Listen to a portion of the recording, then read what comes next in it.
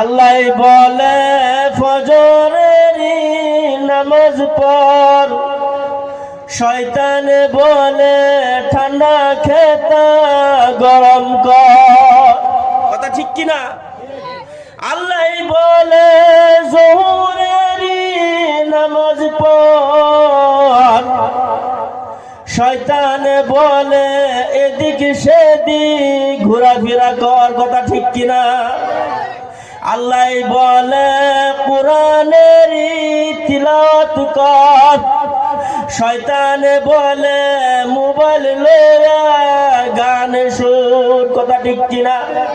আল্লাহ বলে কোরআনের তিলাওয়াত কর, শয়তানে বলে লাহে লাহে গান কর। কথা ঠিক কিনা? আল্লাহ বলে আসরের নামাজ পড়, শয়তানে বলে তাড়াতাড়ি বাজার চল। আসরের টাইমে বাজার আমরা যাই কি যাই না? এই জন্যই বলেছে আমার প্রিয় বন্ধুগণ, আল্লাহ বলে আসরের নামাজ পড়, শয়তানে বলে তাড়াতাড়ি বাজার চল।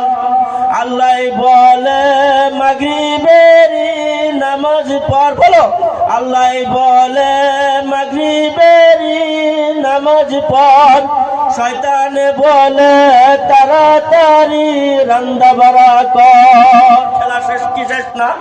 তারপরে আল্লাহ বলে ইশারের নামাজ পড়, শয়তানে বলে তাড়াতাড়ি বিছনা কর। খেলা খতম হয়ে গেল বাবারা। শয়তানের পায়রবি করতে করতে আমাদের জীবন বরবাদ হয়ে গেল। কথা ঠিক কিনা?